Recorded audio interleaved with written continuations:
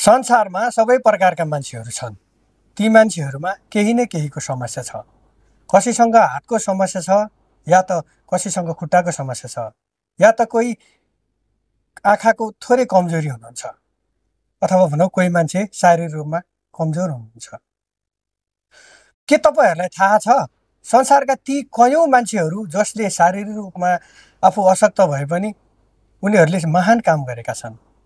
ती महान मानिसहरूमध्ये हामीले अन्तर्राष्ट्रिय हिसाबमा हेर्ने हो भने हामीले स्टेफन हकिङलाई लिन सक्छौँ, जसले दुईटा औँलाको सहायताले ब्ल्याक होल अर्थात् कालो क्षेत्रको पत्ता लगाएका थिए। हो, मान्छेमा दृढ इच्छा र शक्ति भयो भने लुइज ग्राम ब्रेल, जसले आज संसारभर रहेका दृष्टिविहीनहरूलाई पढ्न सक्ने एउटा ब्रेल लिपिको सामान बनाएका थिए। हेलेन केलर, जो डेफ अथवा डेफ र ब्लाइन्ड दुवै हुनुहुन्थ्यो, उहाँले पनि डेफ ब्लाइन्डहरूलाई हक हितको लागि एउटा संस्था खोलेका थिए।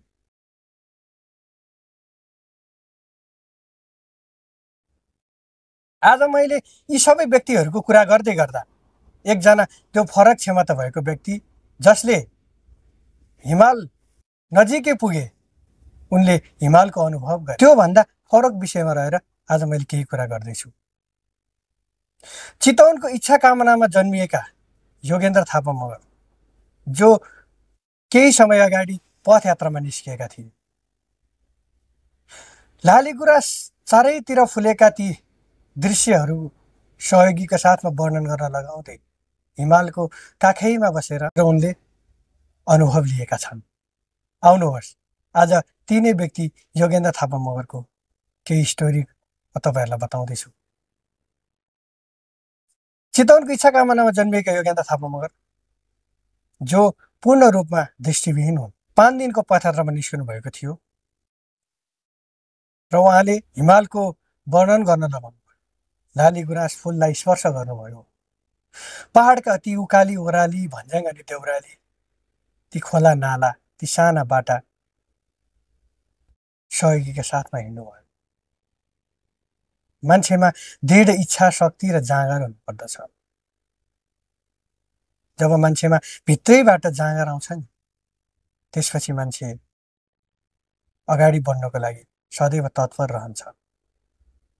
ती योगेन्द्र थापा मगर, जो पूर्ण रूपमा दृष्टिविहीन हुन्, यसरी हिमालको छेउैमा गएर आफ्नो प्रकृतिसँगको सामिप्यता पुरा गरिरहेका छन्। त्यसैले तपाईँ हामीभित्र मनभित्र दृढ इच्छा शक्ति र जाँगर हुनुपर्दछ। हामीलाई अपाङ्गताको कुनै पनि प्रकारले छेक्न सक्दैन। हो, मलाई पनि कहिले कहिले दुःख लाग्छ।